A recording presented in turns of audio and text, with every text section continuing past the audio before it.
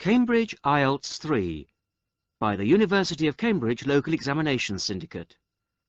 Published by Cambridge University Press. This recording is copyright. Test 1.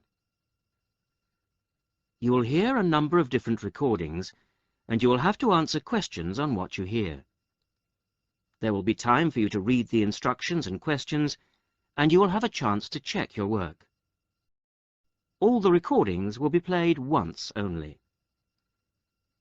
The test is in 4 sections.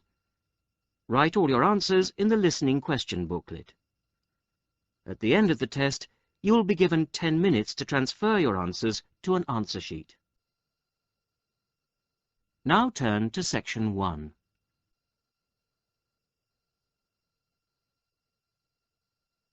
Section 1. Listen to this telephone conversation between Janice Biggins, who works for a house renting agency, and John Anderson. First, you have some time to look at questions 1 to 6.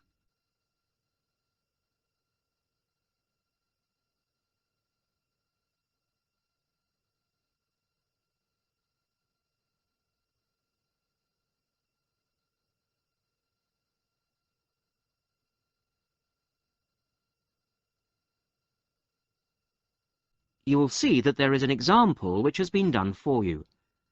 On this occasion only, the conversation relating to this will be played first. Hello, Flagstone. Oh, hello. Is that Flagstone Properties? Yes, that's right. Flagstone here. How can I help you? Hello. I'm ringing just to make inquiries about renting a house. The name of the agent is Flagstone, so Flagstone has been written in the notes. Now we shall begin. You should answer the questions as you listen, because you will not hear the recording a second time. Listen carefully to the first part of the conversation and answer questions 1 to 6. Hello, Flagstone. Oh, hello. Is that Flagstone Properties? Yes, that's right. Flagstone here. How can I help you? Hello. I'm ringing just to make inquiries about renting a house. My name's John Anderson. Yes, Mr. Anderson. What sort of thing were you looking for? 2-bedroom house with garden. Well, yes, sir, that shouldn't be any problem. Just to let you know that our main areas, the main areas we deal with are the city centre itself. City centre, uh-huh. And the north suburbs. Oh, well, we were most interested in the northern areas, actually. Right, yes. What sort of price were you thinking of? Well, could you give me some idea? Certainly. It really ranges from £250 per month. Only £250? Yes, to about £500, depending on a number of different factors. Oh, what does it depend on? Well, obviously the quality of the area, and then whether there's a garden. Oh, well, as I said, we'd want a garden. And a garage pushes up the price. Right. Well, we wouldn't necessarily need one. I think about £350 a month would be our limit. OK. Well, would you like to have a look at a couple of properties, sir? Yes, that'd be great. Looking at our files, I think we've got 2 which might suit you. Oh, hang on. I'll just get a pen. Right. OK, well, there's one on West Park Road, which is £325 a month. Uh-huh. Are the bills included? Well, that one just includes the water bill. OK, right. And the second house is in Tithe Road. I'll just spell that for you, OK? Yep. Tithe Road. Yeah, got that. And how much is that one? That's £380. 380. Is that including water? No, I'm afraid not, but it does include the telephone rental. Oh, well, that's not too bad then. So... Before you hear the rest of the conversation, you have some time to look at questions 7 to 10.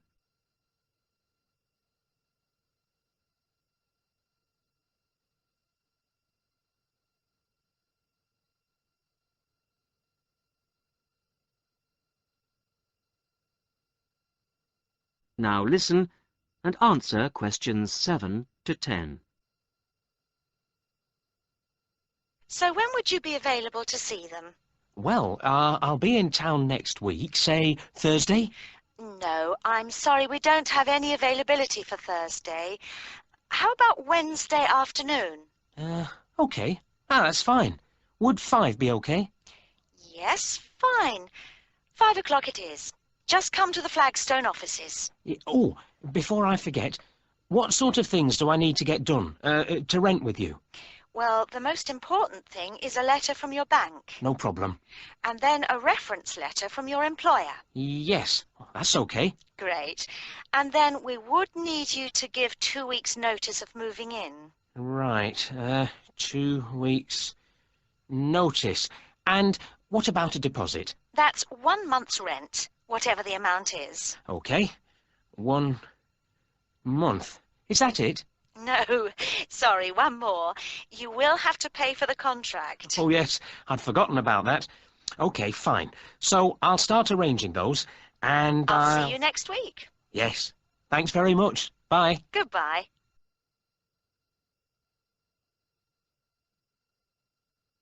That is the end of section 1. You will now have half a minute to check your answers.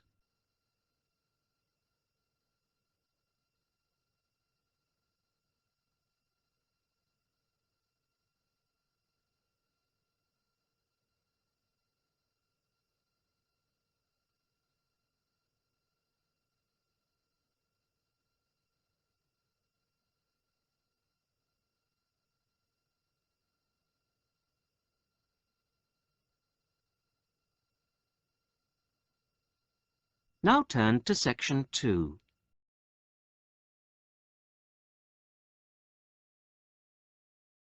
Section 2. You are going to hear a conversation between 2 women about the health system in England. First, you have some time to look at questions 11 to 17.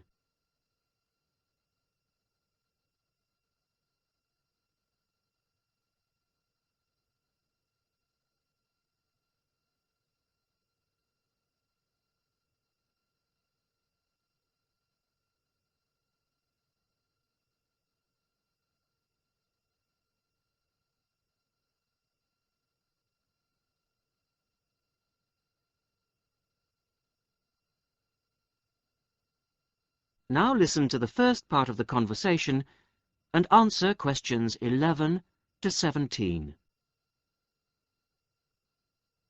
Hello, Mrs. Sutton. Come in. How are you settling in next door? Have all your things from Canada arrived yet? I thought I saw a removals van outside your house yesterday afternoon. Yes, they came yesterday. We spent all day yesterday arranging them. It's beginning to feel a bit more like home now. Oh, that's good. Look, come in and sit down. Are you all right? You look a bit worried. Well, I am a bit. I'm sorry to bother you so early, Mrs. Smith, but I wonder if you could help me. Could you tell me how I can get hold of a doctor? Our daughter, Anna, isn't very well this morning, and I may have to call somebody out. She keeps being sick, and I am beginning to get a bit worried. I just don't know how the health system works here in England. All I know is that it's very different from ours back in Canada.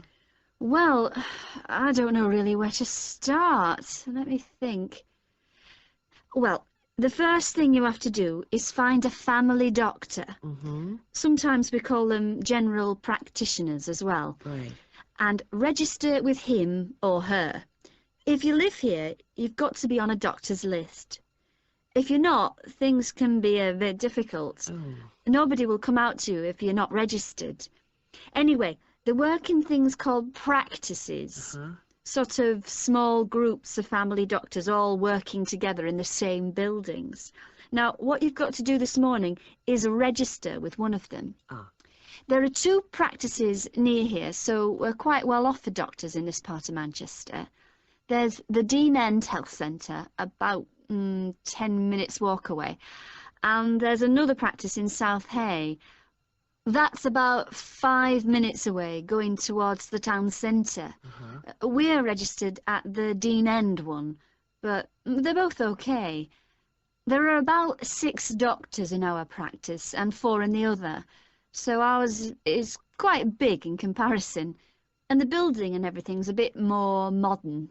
South A is a bit old-fashioned, but the doctors are okay. Their only problem is that they don't have a proper appointment system. Sometimes you have to wait for ages there to see someone. Anyway, you go to the receptionist in whichever health centre and ask her to register you with a doctor there.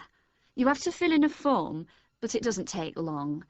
Ours is called Dr. Jones, and we've been going to him for years, ever since we moved here 15 years ago.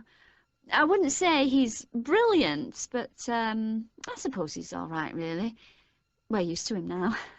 They say he's very good with elderly people, but he does tend to get a bit impatient with children.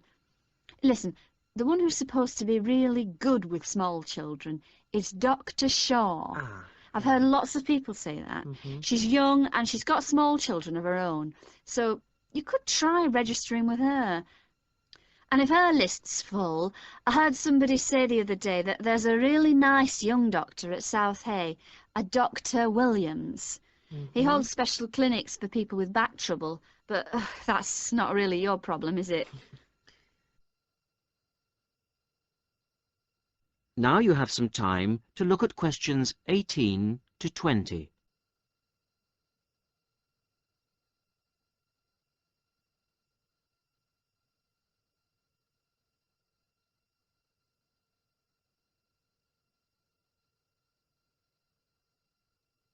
Now listen to the rest of the conversation and answer questions 18 to 20.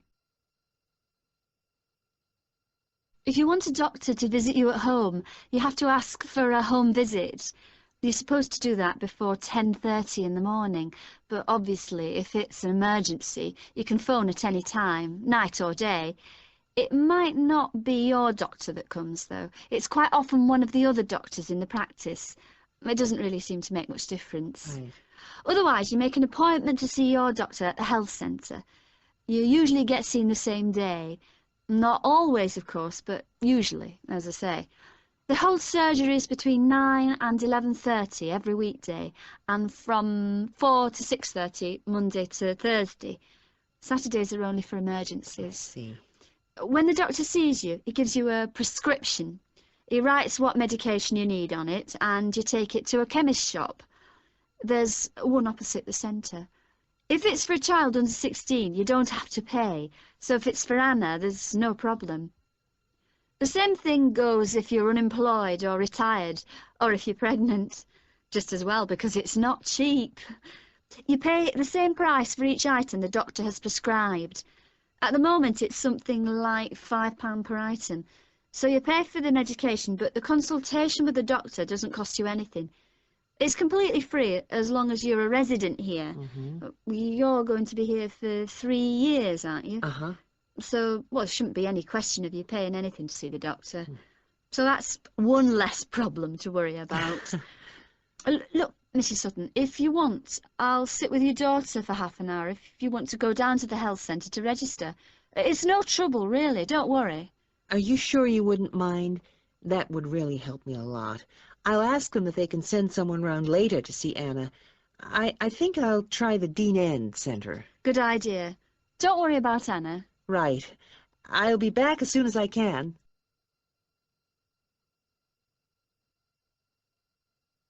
That is the end of section 2.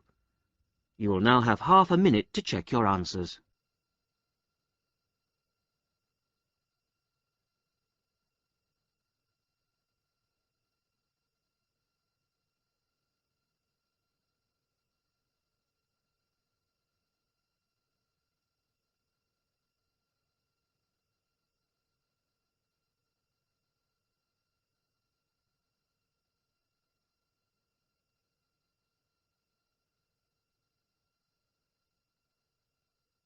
Now turn to section 3.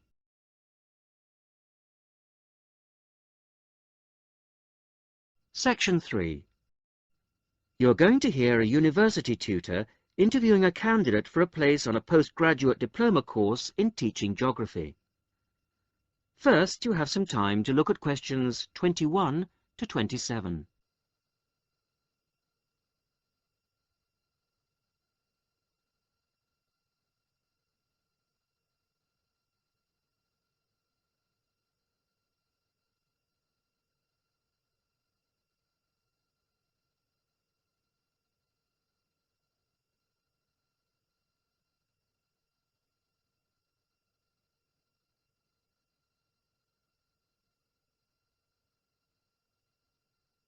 Now listen carefully to the first part of the interview and answer questions 21 to 27. Hello. Jonathan Briggs, isn't it? Yes, that's right. Do come in and sit down. Thanks. Right. Well, Jonathan, as we explained in your letter, in this part of the interview, we like to talk through your application form, your experience to date, etc. And then in the second part, you go for a group interview. Group interview. Yes, I understand. So, your first degree was in economics. Yes, but I also did politics as a major strand. And you graduated in 1989. And I see you've been doing some teaching. Yes, I worked as a volunteer teacher in West Africa. I was there for almost 3 years in total, from 1990 to 1992. How interesting. What organisation was that with? It's not one of the major ones. It's called Teach South. Oh, right. Yes, I have heard of it. It operates in several African countries, doesn't it? And what kind of school was it? A rural cooperative. Oh, a rural cooperative. How interesting. And what did you teach? A variety of things in different years. I did, with forms 1 to 3, mainly geography, and some English with form 5. Then, in my final year, I took on some agricultural science with the top year. That's form 6. Right. Quite a variety, then. I also ran the school farm. How interesting. Before the interview continues, you have some time to look at questions 28 to 30.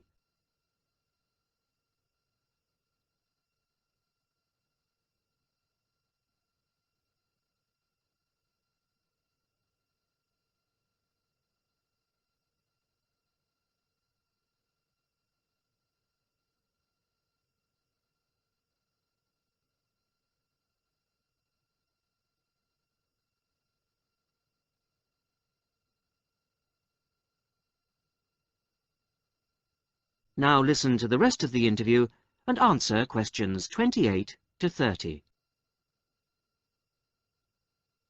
And how did you find the whole experience? I'll be honest with you. At the end of the first year, I really wanted to leave and come home. Oh, why was that? Well, I was very homesick at first and missed my family. Oh, yes, I can understand that. And I also found it frustrating to have so few teaching resources. But I did decide to stay, and in the end I extended my tour to a 3rd year. Right. Things must have looked up then. Yes, we set up a very successful project, breeding cattle to sell locally. Really? And then, after a lot of hard work, we finally got funds for new farm buildings. And you wanted to see things through. Uh-huh. And that's why you want to train to teach geography. Yes. I've had a couple of jobs since then, but I now realise I like teaching best. And I chose geography because it's my favourite subject. And also because I think it has so many useful applications. Well, you certainly have had some interesting work experience. I'll ask you now to go on to the next stage of the interview.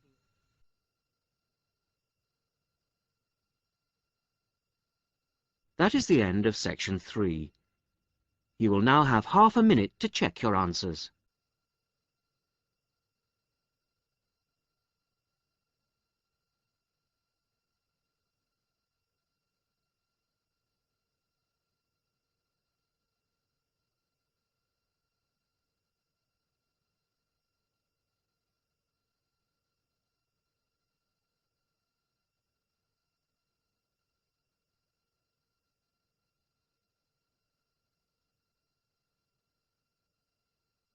Now turn to section 4.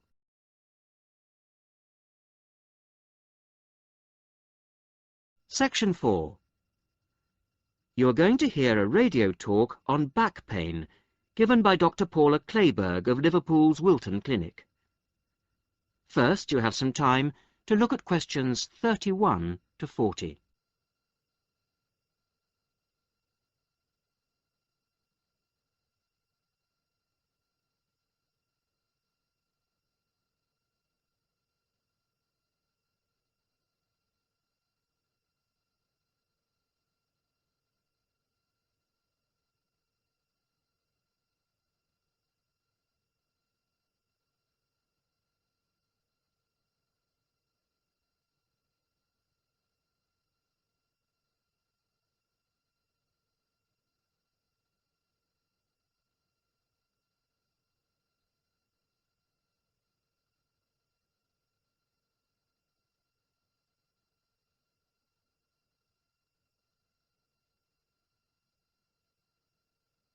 Now listen carefully to the talk and answer questions 31 to 40. Today's Health Council is presented by Paula Clayburgh, who is the Chief Counsellor at Liverpool's famous pain clinic, the Wilton Clinic. Paula. Do you know what Prince Charles, Sevi Ballesteros and Elizabeth Taylor have in common? They all suffer from chronic back pain. In fact, bad backs are one of the most common health problems today, affecting people in all walks of life. The most recent available figures show that about 250,000 people are incapacitated with back pain every day. And many sufferers don't know the cause or the solution to their problem. The majority of our patients at the clinic tend to be women. They are especially vulnerable because of pregnancy, but also because of osteoporosis, which I personally believe to be the major cause of problems for women. I have many women patients who say they have completely given up exercise because the pain makes them so miserable. But of course, that starts up a vicious circle. Bed rest, giving up exercise, and painkillers are traditional responses to back pain. But although there are many excellent drugs on the market, at our clinic we're beginning to realize the unique benefits of relaxation therapy. Other specialists in the field make a strong case for certain types of exercise, but in our experience they are easily mishandled and can lead to more harm than good. Now let's look at some of the reasons why back pain is developing into such a unique menace. In general, the body is pretty good at self-repair. A strain or a blow to a limb, though painful at the time, generally resolves itself. But the body's response to back injury can be very counterproductive. When pain strikes, we attempt to keep the back as immobile as possible, which makes the muscles tense up. Research shows that they often go into spasm, which causes further twisting of the spine. A vicious circle is underway. The second mistake we often make when stricken with extreme back pain is to go to bed and stay there. Although at the clinic we recognize that a short rest in bed can be helpful, up to 2 days, any longer makes our back muscles become weaker and unable to hold up our spine. The pain, therefore, becomes worse. Another problem is being overweight. Anyone a stone or more overweight who already has back pain is not doing himself any favours. Though it won't actually set it off in the first place, the weight will increase the strain and make things worse. The British diet could be partially to blame for the increase in back pain. Over the last 10 years, the average weight of men has risen by 11 pounds and of women by 9 pounds. So much for the causes and aggravations of pain. But what can we do to help? There are many ways in which simple day-to-day care can make all the difference. The first point to watch, of course, is weight. If you are overweight, a diet will make all the difference. Also, studies have shown that just 1 hour sitting in a slouched position can strain ligaments in the back, which can take months to heal. At the clinic, we have come to the conclusion that the major cause of the problem is not with the design of chairs, as some have suggested, but in the way we sit in them. It can be useful to get special orthopedic chairs, but remember, the most important improvement should be in our posture. Another enemy of your back is, of course, your beds. If your bed doesn't give enough support, back muscles and ligaments work all night trying to correct spinal alignment, so you wake up with a tired, aching back. Try out an orthopedic mattress or a spring-slatted bed. Research shows that both can be beneficial for certain types of back pain. Another hazard for your back are the shock waves which travel up your spine when you walk, known as heel strike. A real find for our patients has been the shock-absorbing shoe insert, a cheap but very effective solution. And you might be better off avoiding shoes with heels higher than 1.5 inches. Though absolutely flat shoes can be a solution for some, others find their posture suffers. Finally, a word about the state-of-the-art relief, the TENS machine.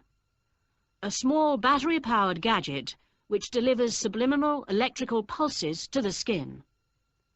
Our experience indicates that your money is better spent on the more old-fashioned remedies.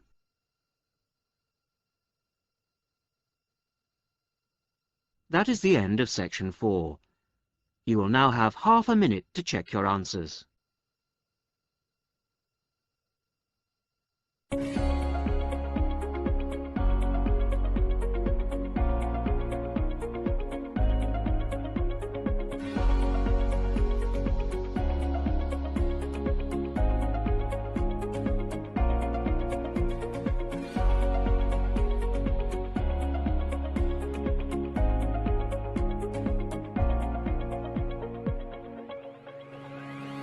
That is the end of the listening test. In the IELTS test, you would now have 10 minutes to transfer your answers to the listening answer sheet.